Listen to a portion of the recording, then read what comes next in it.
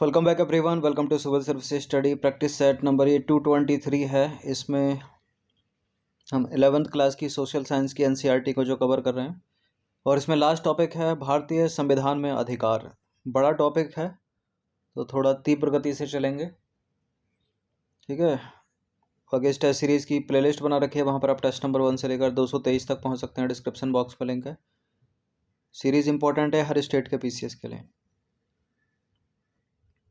कम से कम 30 से 31 प्रश्न इस टॉपिक से निकलते हैं और बड़े बड़े स्टेटमेंट वाले। पहला प्रश्न है, निम्नलिखित कथनों पर विचार कीजिए। लोक व्यवस्था, नैतिकता और स्वास्थ्य के आधार पर सरकार जो है धार्मिक स्वतंत्रता पर प्रतिबंध लगा सकती है। धार्मिक स्वतंत्रता का अधिकार सीमित है, अर्थात सामाजिक बुराइयों को दूर करने के लिए सरकार इन पर प्रतिबंध लगा सकती है। कौन सा गलत है बोल रहा है? देखिए दोनों के दोनों करेक्ट हैं, गलत कोई है ही नहीं, तो इसका आंसर लगाएंगे डी। तो दिए गए दोनों के दोनों कथन जो हैं सत्य हैं। लोक व्यवस्था, नैतिकता और स्वास्थ्य के आधार पर सरकार धार्मिक स्वतंत्रता पर प्रतिबंध लगा सकती है, क्योंकि धार्मिक स्वतंत्रता का अधिकार सीमित नहीं है। समाज में व्याप्त बुराइयों जैसे कि मानव बलि हो गई, सती प्रथा हो गई, बाल विवाह, बहु विवाह जैसी कुरीतियों पर प्रहार करने हेतु अनेक कदम उठाए गए हैं, और सरकार द्वारा या विधि द्वारा उठाए गए इन कदमों को स्वतंत्रता के अधिकार का उल्लंघन नहीं माना जा सकता। संविधान ने सभी को अपने धर्म का प्रचार प्रसार करने की स्वतंत्रता दी है। संविधान धर्मांतरण, भय व लालच दिखाकर या जबरन धर्म परिवर्तित कराने की इजाज़त नहीं देता है। संविधान हमें केवल अपने धर्म की सूचनाओं का प्रसार करने की स्वतंत्रता देता है, जिससे लोग स्वतः उसकी ओर आकर्षित हों एवं उसका अंतःकरण कर सकें। तो दोनों के दोनों करेक्ट। दूसरा प्रश्न है, निम्नलिखित कथनों पर विचार करेंगे, इनकरेक्ट बताना है इस बार। न्यायालय ने संपत्ति के अधिकार को संविधान के मूल ढांचे का तत्व माना है। 44वें संविधान संशोधन 1978 में संपत्ति के अधिकार को मौलिक अधिकारों की सूची से निकालकर अनुच्छेद 301 के अंतर्गत सामान्य कानूनी अधिकार बना दिया गया। पहला मूल अधिकार 7 थे, अब 6 रह गए, क्योंकि जो संपत्ति का अधिकार है उसको लीगल राइट बना दिया गया। दूसरा वाला सही है। और न्यायालय ने संपत्ति के अधिकार को संविधान के मूल ढांचे का तत्व नहीं माना है। गलत है पहला स्टेटमेंट, तो गलती ढूंढना, केवल एक गलत है। मौलिक अधिकार जो हैं संविधान के भाग 3 में है, 12 से 35 तक, अनुच्छेद 12 से अनुच्छेद 35 तक। तो 1973 में न्यायालय ने अपने निर्णय में संपत्ति के अधिकार को संविधान के मूल ढांचे का तत्व नहीं माना और कहा कि संसद को यानी पार्लियामेंट को संविधान का संशोधन करने का अधिकार है। 1978 में 44वें संविधान संशोधन के द्वारा संपत्ति के अधिकार को मौलिक अधिकारों की सूची से निकालकर संविधान के अनुच्छेद 300A के अंतर्गत सामान्य कानूनी अधिकार बना दिया। इन सभी टेस्ट की आप फुल टेस्ट PDF सीरीज प्राप्त कर सकते हैं, नंबर इस पर कॉल या व्हाट्सअप करके। क्वेश्चन नंबर 3 पर आ जाइए। निम्नलिखित कथनों पर विचार करेंगे। संसद जो है संविधान के किसी भी अंश या प्रावधान में संशोधन कर सकती है। बिल्कुल कर सकती है, और कौन करेगा। न्यायालय ने संविधान की मूल ढांचागत विशेषताओं का सिद्धांत केशवानंद भारती मुकदमे के अपने निर्णय में दिया था। ये भी ठीक है, दोनों के दोनों सही हैं। सी है इसका आंसर। तो केशवानंद भारती बनाम केरल राज्य मामला 1973 का है। इसमें सुप्रीम कोर्ट ने निर्णय दिया कि संसद को संविधान के किसी अंश या प्रावधान में संशोधन करने की शक्ति है, किंतु संविधान के मूल ढांचे में संशोधन वो नहीं कर सकती। संविधान के मूल ढांचे का सिद्धांत सर्वोच्च न्यायालय ने केशवानंद भारती बनाम केरल राज्य मामले में 1973 में दिया था। इसके बाद संविधान के मूल ढांचे के सिद्धांत को मिनर्वा मिल्स बनाम भारत संघ मामले में 1980 में सुप्रीम कोर्ट ने पुनः दोहराया, और सर्वोच्च न्यायालय ने निर्णय दिया कि न्यायालय समय समय पर बतलाएगा कि संविधान की मूल ढांचा कौन कौन है। ठीक है, संविधान का मूल ढांचा कौन कौन है।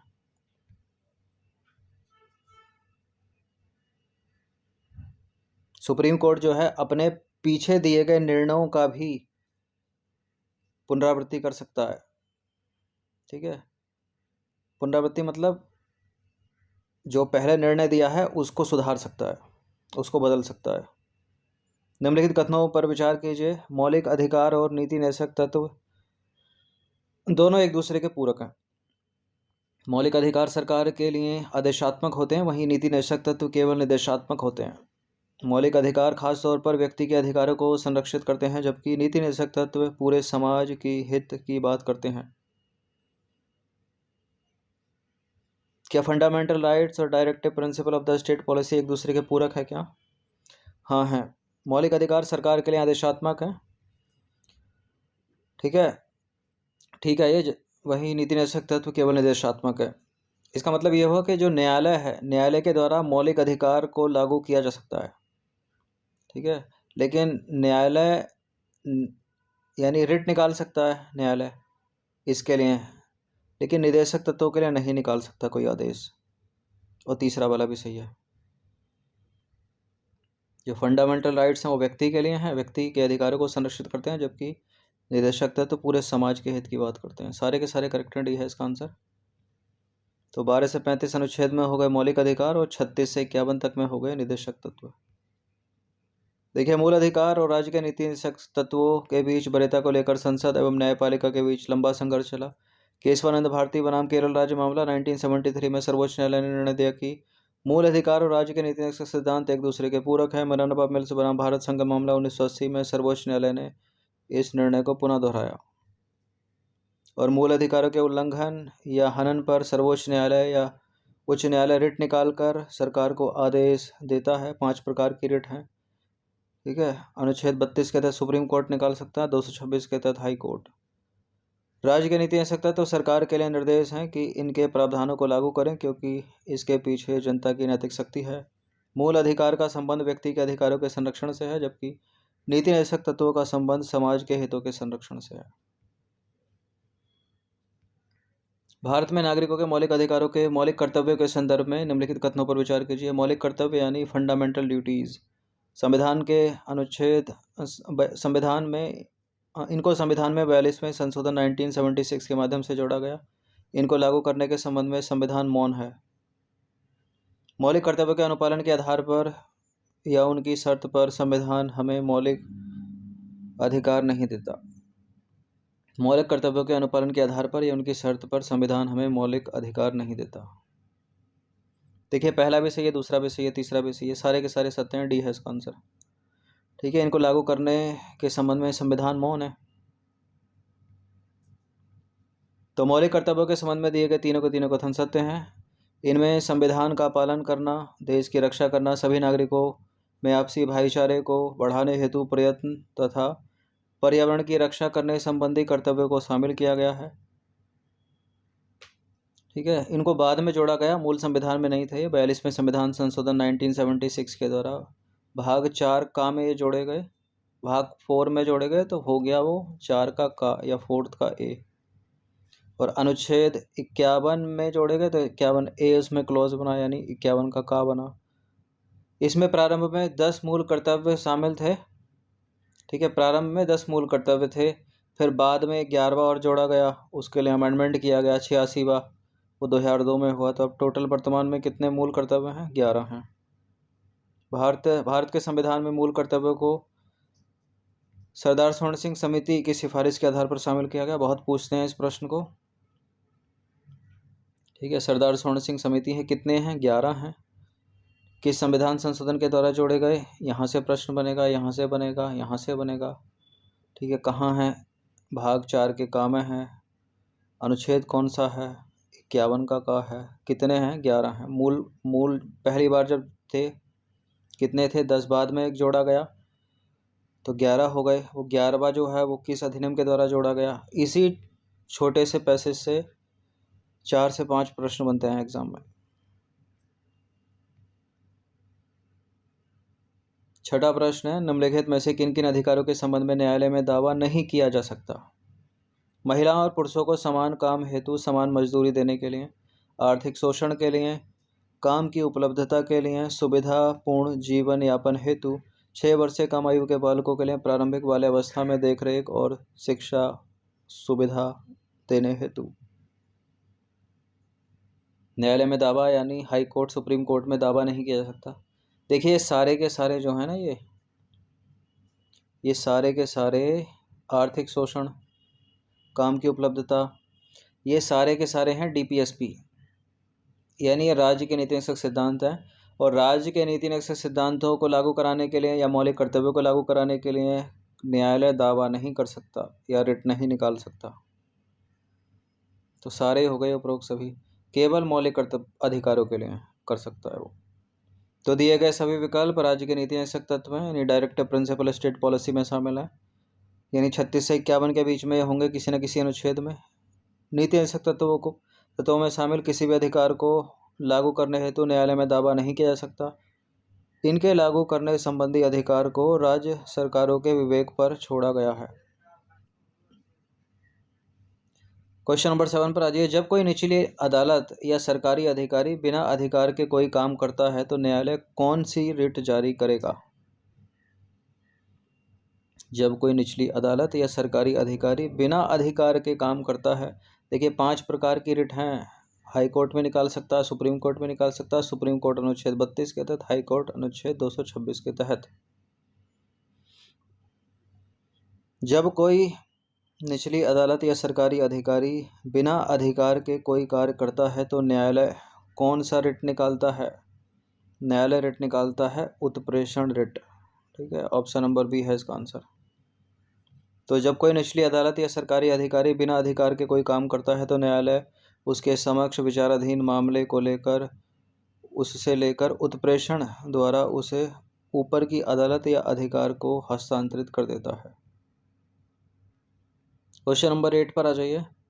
यदि कोई व्यक्ति ऐसे पद पर नियुक्त हो गया है जिस पर उसका कोई कानूनी हक नहीं है तो ऐसी स्थिति में न्यायालय कौन सी रिट जारी करेगा? ऐसी स्थिति में जारी करेगा अधिकार प्रक्षया, यानी क्वो वारंटो। इनको सब हिंदी अंग्रेजी दोनों में याद करिएगा, क्योंकि जैसे कि परमादेश मैंडेमस हो गया, अधिकार प्रक्षया क्वो वारंटो हो गया, उत्प्रेषण रिट हो गई रिट ऑफ सर्शियरी, और निषेध आदेश हो गया प्रोहिबिशन ऑर्डर। ठीक है, कभी कभी परमादेश ने लिखकर देवनागरी में मैंडेमस लिख देता है। तो जब न्यायालय को लगता है कि कोई व्यक्ति ऐसे पद पर नियुक्त हो गया है जिस पर उसका कोई कानूनी हक नहीं है, तब न्यायालय अधिकार प्रक्षया आदेश के द्वारा उसे उस पद पर काम करने से रोक देता है। क्वेश्चन नंबर 9 पर आ जाइए। किसी निचली अदालत द्वारा अपने अधिकार क्षेत्र का अतिक्रमण कर किसी मुकदमे की सुनवाई पर न्यायालय द्वारा कौन सी रिट जारी की जाएगी? कोई निचली अदालत है, अपने अधिकार क्षेत्र का अतिक्रमण करके किसी मुकदमे की वो सुनवाई कर रही है, तो जो न्यायालय होगा यानी ऊपर की अदालत होगी उसको प्रोहिबिशन लगा देगी उस पर, यानी निषेध आदेश दे देगी। बी है इसका आंसर। तो जब कोई निचली अदालत अपने अधिकार क्षेत्र का अतिक्रमण करके किसी मुकदमे की सुनवाई करती है तो ऊपर की अदालत यानी हाई कोर्ट या सुप्रीम कोर्ट उसे ऐसा करने से रोकने के लिए निषेध आदेश यानी प्रोहिबिशन ऑर्डर जारी करते हैं। तो ये सब याद रखिएगा, पूछा जाता है एग्जाम्स में कौन सा ऑर्डर कहाँ लग रहा है। क्वेश्चन नंबर 10 पर आ जाइए, बहुत पूछते हैं इसको। किसी सार्वजनिक पदाधिकारी द्वारा अपने कानूनी और संवैधानिक दायित्वों का पालन न करने की स्थिति में न्यायालय कौन सा रिट जारी करेगा? यहाँ जारी करेगा परमादेश यानी मैंडेमस। इसको नहीं, इसके जो बाद वाला आएगा उसको बहुत पूछते हैं। तो परमादेश यानी मैंडेमस तब जारी किया जाता है जब न्यायालय को लगता है कि कोई सार्वजनिक पदाधिकारी अपने कानूनी और संवैधानिक दायित्वों का पालन नहीं कर रहा है और इससे किसी व्यक्ति के मौलिक अधिकार प्रभावित हो रहे हैं। इसको बड़ा पूछते हैं एग्जाम्स में। किसी गिरफ्तार व्यक्ति को न्यायालय के सामने प्रस्तुत करने हेतु न्यायालय कौन सा रिट जारी करेगा? यह होता है बंदी प्रत्यक्षीकरण, यानी हैबियस कॉर्पस बोलते हैं इंग्लिश में इसको। बंदी प्रत्यक्षीकरण या हैबियस कॉर्पस। बंदी प्रत्यक्षीकरण के द्वारा न्यायालय किसी गिरफ्तार व्यक्ति को न्यायालय के समक्ष प्रस्तुत करने हेतु आदेश देता है। यदि गिरफ्तारी का तरीका या कारण गैर कानूनी या असंतोषजनक है तो गिरफ्तार व्यक्ति को छोड़ने के आदेश भी दिए जा सकते हैं न्यायालय के द्वारा। क्वेश्चन नंबर 12 पर आ जाइए। राज्य के नीति निषेधक तत्वों के उद्देश्यों के संबंध में 3 कथन है। लोगों का कल्याण, जीवन स्तर ऊंचा उठाना, अंतर्राष्ट्रीय शांति को बढ़ावा देना। ये तो अनुच्छेद 51 है। ठीक है, लोगों का कल्याण, सामाजिक आर्थिक और राजनीतिक न्याय, संसाधनों का समान वितरण, सारे के सारे ही हैं ये 1 2 3 डी उपरोक्त सभी। तो संविधान के अनुच्छेद 36 से लेकर 51 कहाँ से 36 से लेकर 51 तक राज्य के नीति निषेधक तत्व या सिद्धांतों का उल्लेख है। नीति निषेधक सिद्धांत वाद योग्य नहीं है। वाद योग्य का मतलब है इन पर रिट नहीं निकाले जा सकते न्यायालय के द्वारा, अर्थात यानी मुकदमा नहीं चल सकता। मूल अधिकारों की तरह से न्यायालय में चुनौती नहीं दी जा सकती। इनके निम्न उद्देश्य हैं: लोगों का कल्याण, सामाजिक, आर्थिक और राजनीतिक न्याय, जीवन स्तर को ऊंचा उठाना यानी संसाधनों का समान वितरण, अंतर्राष्ट्रीय शांति को बढ़ावा देना। 13 प्रश्न, राज्य के नीति निषेधक तत्वों की नीतियों में कौन कौन से शामिल हैं? समान नागरिक संहिता, मद्यपान निषेध, घरेलू उद्योगों को बढ़ावा, पशुओं को मारने पर रोक, ग्राम पंचायतों के गठन को प्रोत्साहन। ये भी सारे ही हैं, 36 से 51 तक हैं भी तो बहुत सारे। और किस किस आर्टिकल में क्या क्या लिखा है वो भी पूछते हैं एग्जाम्स में। तो दिए गए सभी नीति निषेधक तत्वों की नीतियों में शामिल है, जैसे कि समान नागरिक संहिता, कॉमन सिविल कोड, या अनुच्छेद 44 में बहुत पूछते हैं इसको। अनुच्छेद 44 में क्या है? 47 में क्या है? मद्यपान निषेध है। 43 में क्या है? घरेलू उद्योगों को बढ़ावा देना यानी कुटीर उद्योग, ये वही गांधी जी वाला हो गया। अनुच्छेद 48 में पशुओं का वध करने पर रोक है। अनुच्छेद 40 में ग्राम पंचायतों को प्रोत्साहन, बहुत पूछते हैं इसको भी। क्वेश्चन नंबर 14 पर आइए। संवैधानिक उपचारों के अधिकार के संदर्भ में विचार करना है। डॉक्टर अंबेडकर ने इस अधिकार को संविधान का हृदय और आत्मा की संज्ञा दी है। इसके अंतर्गत प्रत्येक नागरिक को मूल अधिकारों के उल्लंघन की स्थिति में पहले केवल सर्वोच्च न्यायालय जाने का अधिकार है, उसके बाद वे सुप्रीम कोर्ट भी जा सकते हैं। यानी आर्टिकल 32 अनुच्छेद 32 की बात हो रही है। अनुच्छेद 32 को डॉक्टर अंबेडकर ने संविधान का हृदय और आत्मा कहा है। सुप्रीम कोर्ट, हाई कोर्ट कहीं भी जा सकते हैं, गलत है दूसरा वाला स्टेटमेंट। ऐसा नहीं है कि पहले हाई कोर्ट जाएंगे, हाई कोर्ट कैंसिल करेगा तो सुप्रीम कोर्ट जाएंगे। कहीं भी चले जाओ, 32 के तहत सुप्रीम कोर्ट चले जाओ, 226 के तहत हाई कोर्ट चले जाओ।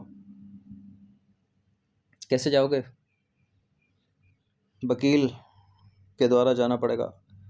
खुद कैसे जाओगे? वकालत की पढ़ाई की हो आपने, ग्रेजुएशन की डिग्री में आपके पास लॉ हो, ठीक है, फिर बार काउंसिल में रजिस्ट्रेशन हो आपका, तो खुद से भी जा सकते हो। मतलब सारी प्रक्रिया जो है वो कानूनी होगी। तो केवल पहला कथन सत्य है, दूसरा वाला असत्य, क्योंकि हाई कोर्ट, सुप्रीम कोर्ट कहीं भी जा सकते हैं।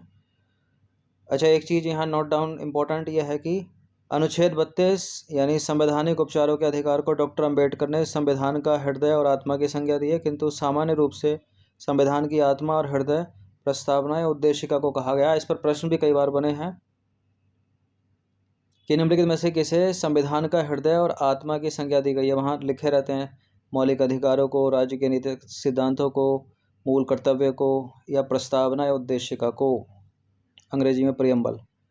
तो ऐसे पूछ रहे तो उद्देशिका या प्रस्तावना को, और कोट करके पूछेगा कि डॉक्टर अंबेडकर ने किसे संविधान का हृदय और आत्मा कहा है, तो उसका उत्तर है संवैधानिक उपचारों का अधिकार यानी अनुच्छेद 32, क्योंकि अनुच्छेद 32 के तहत 5 प्रकार की रिट के लिए जा सकते हो आप सुप्रीम कोर्ट सीधे, आपके अगर कोई फंडामेंटल राइट्स का हनन करता है तो। 15 प्रश्न है, अल्पसंख्यकों के संदर्भ में विचार करना है। किसी समुदाय को केवल धर्म ही नहीं बल्कि भाषा और संस्कृति के आधार पर भी अल्पसंख्यक माना जाता है। अपनी संस्कृति को सुरक्षित और विकसित करने के लिए भाषाई या धार्मिक अल्पसंख्यकों को अपने शिक्षण संस्थानों को खोलने का अधिकार है। बिल्कुल दोनों के दोनों करेक्ट हैं, ऊपर वाले पढ़ के करेक्ट लग रहा है। तो अल्पसंख्यक वह समूह है जिनकी अपनी एक भाषा या धर्म होता है और देश के क्षेत्र विशेष या संपूर्ण देश में उन्हें अन्य वर्गों या समूहों की जनसंख्या की अपेक्षाकृत अत्यंत छोटा समूह होता है। संविधान के अनुच्छेद 29 में अल्पसंख्यक वर्गों के हितों के संरक्षण हेतु विशेष प्रावधान है। वहीं अनुच्छेद 30 के अंतर्गत अल्पसंख्यक वर्गों को अपनी भाषा या धर्म के विकास के लिए शिक्षा संस्थाओं की स्थापना और प्रशासन करने का अधिकार है। क्वेश्चन नंबर 16 पर आ जाइए। निम्नलिखित कथनों पर विचार करेंगे। भारत का कोई राजकीय धर्म नहीं है। राज्य द्वारा सहायता प्राप्त किसी भी संस्थान में किसी धर्म विशेष को बढ़ावा देने संबंधी कोई गतिविधियां नहीं की जा सकती। किसी भी सार्वजनिक पद को किसी धर्म विशेष के लिए आरक्षित नहीं किया जा सकता। कितने सत्य हैं इसमें? क्या भारत का कोई राजकीय धर्म नहीं है? नहीं है।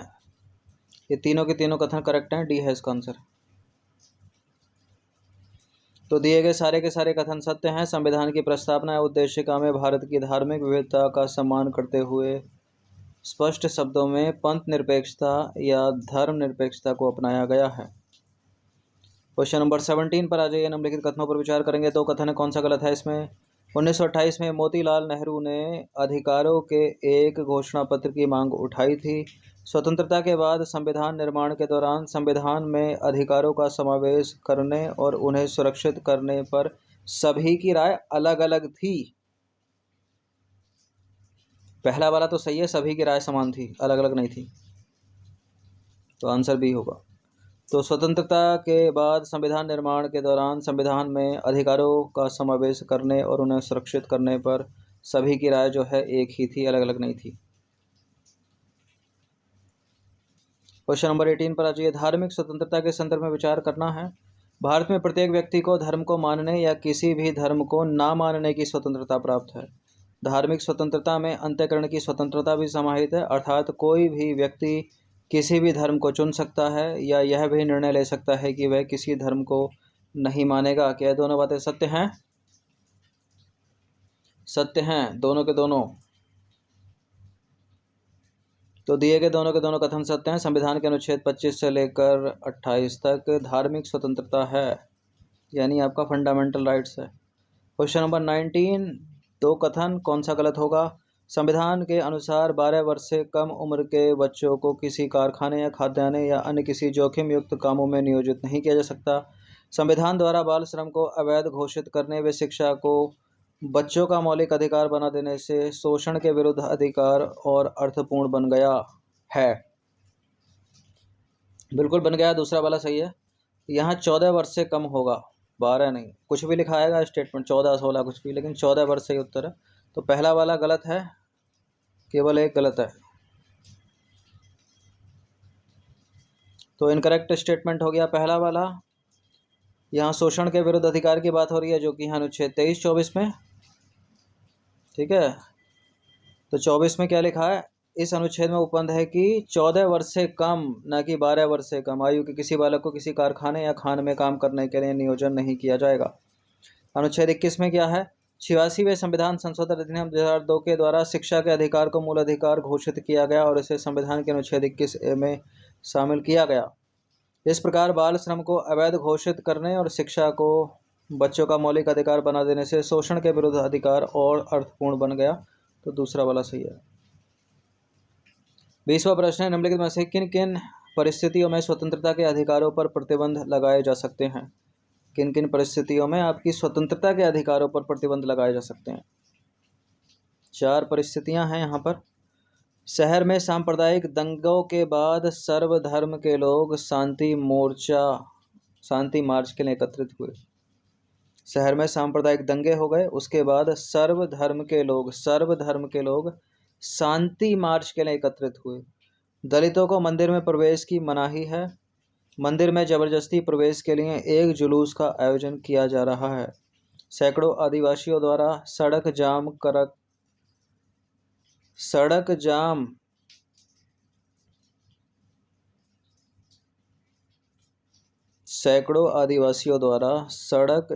कर कारखाने हेतु उनकी ली गई जमीन की वापसी की मांग की जा रही है। ठीक है। किसी जाति की पंचायत की बैठक यह तय करने के लिए बुलाई गई कि जाति से बाहर विवाह करने के लिए एक नव दंपति को क्या दंड दिया जाए। देखिए, पहले स्टेटमेंट में तो दंगे हो गए, उसके बाद सर्वधर्म के लोग शांति मार्च के लिए एकत्रित हुए। पहले कूट देख लेते हैं, कूट क्या है। कूट एक ऐसा भी है कि सारे भी सही हो सकते हैं। ये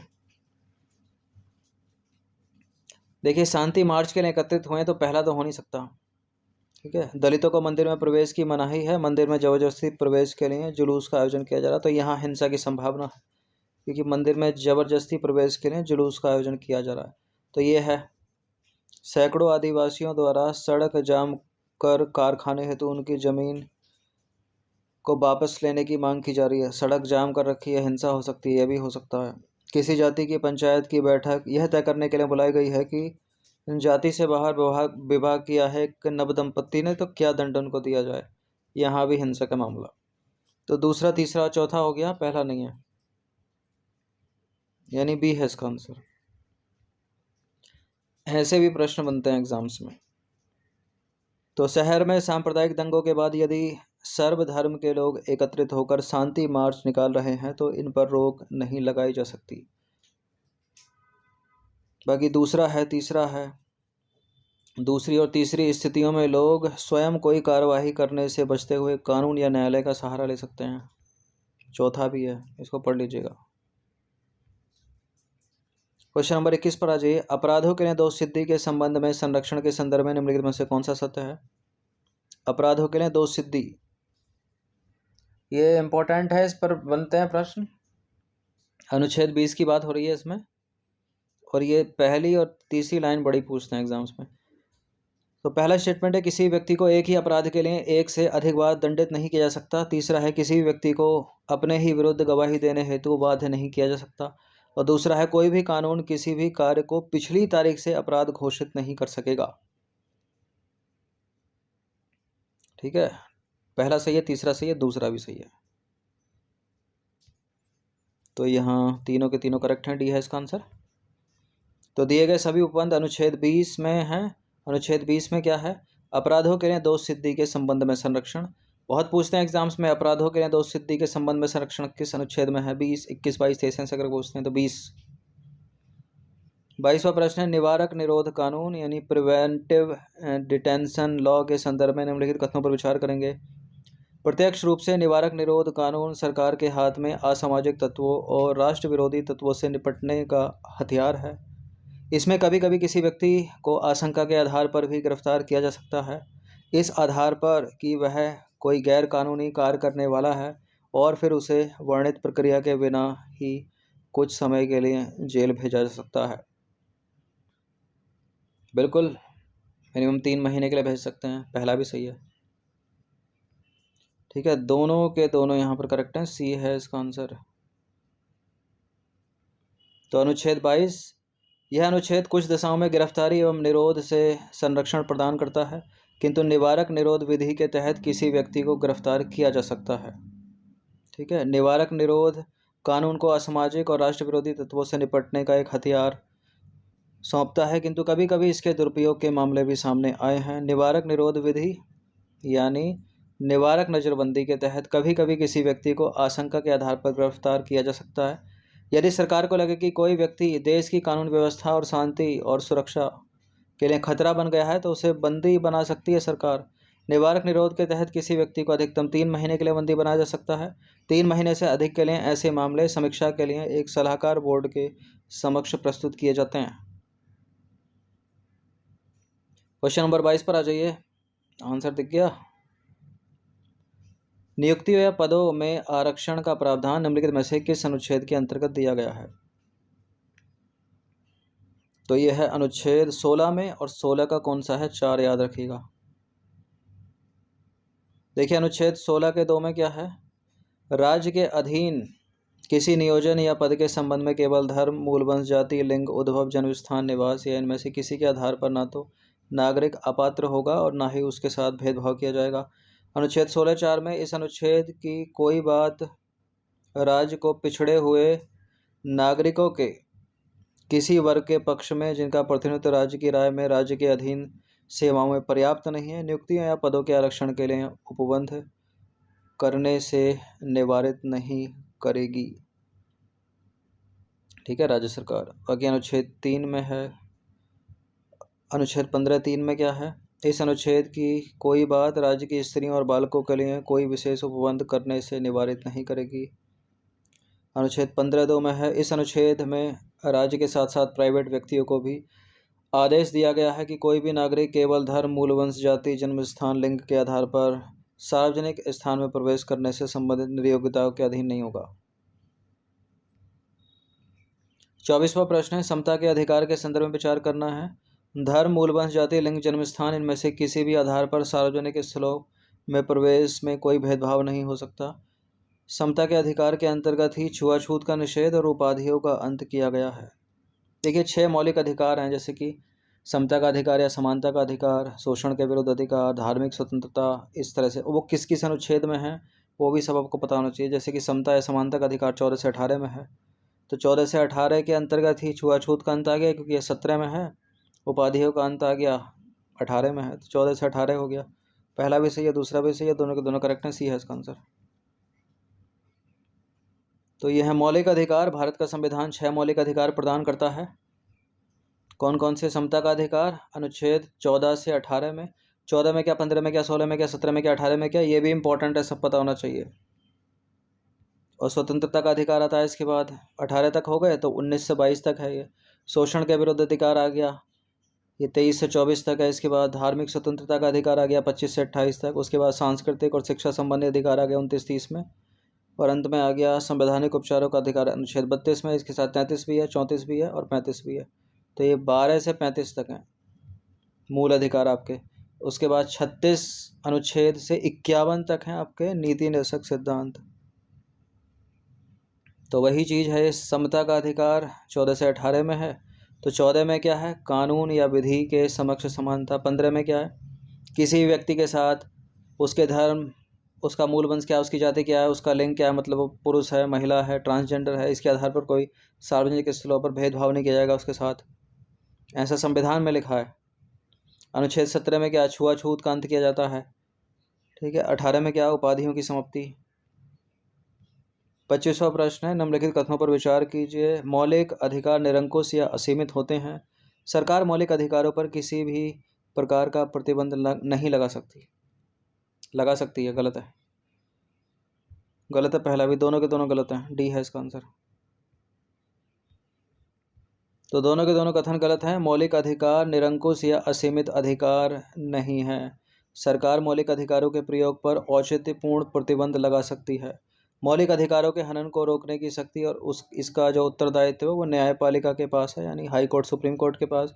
विधायिका या कार्यपालिका के किसी कार्य या निर्णय से यदि मौलिक अधिकारों का हनन होता है या उन पर अनुचित प्रतिबंध लगाया जाता है तो न्यायपालिका उसे अवैध घोषित कर सकती है, यानी हाई कोर्ट और सुप्रीम कोर्ट। क्वेश्चन नंबर 26 पर आ जाइए। अनुच्छेद 29 के अंतर्गत अल्पसंख्यकों को भाषा और संस्कृति के संरक्षण का अधिकार प्राप्त है। अल्पसंख्यकों को शैक्षिक संस्थाएं स्थापित करने का अधिकार अनुच्छेद 30 के अंतर्गत दिया गया है। सांस्कृतिक अधिकारों पर अभी देखे थे आपने 29-30 में, तो यह है दोनों के दोनों, सी है इसका आंसर। 25 से 28 में धार्मिक अधिकार थे, तो संस्कृति एवं शिक्षा संबंधी अधिकार हैं 29-30 में। 29-1 में अल्पसंख्यक वर्गों के हितों के संरक्षण का उपबंध है। इस अनुच्छेद के तहत अल्पसंख्यक वर्गों को अपनी भाषा, अपनी लिपि, अपनी संस्कृति बनाए रखने का अधिकार है।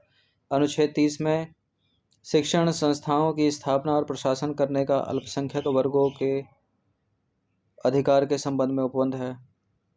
क्वेश्चन नंबर 27 पर आ जाइए। धार्मिक स्वतंत्रता के अधिकार के अंतर्गत शामिल है आस्था और प्रार्थना की आज़ादी, धार्मिक मामलों के प्रबंधन, किसी विशिष्ट धर्म की अभिवृद्धि के लिए कर अदायगी से स्वतंत्रता, कुछ शिक्षा संस्थाओं में धार्मिक शिक्षा या उपासना में उपस्थित होने की स्वतंत्रता।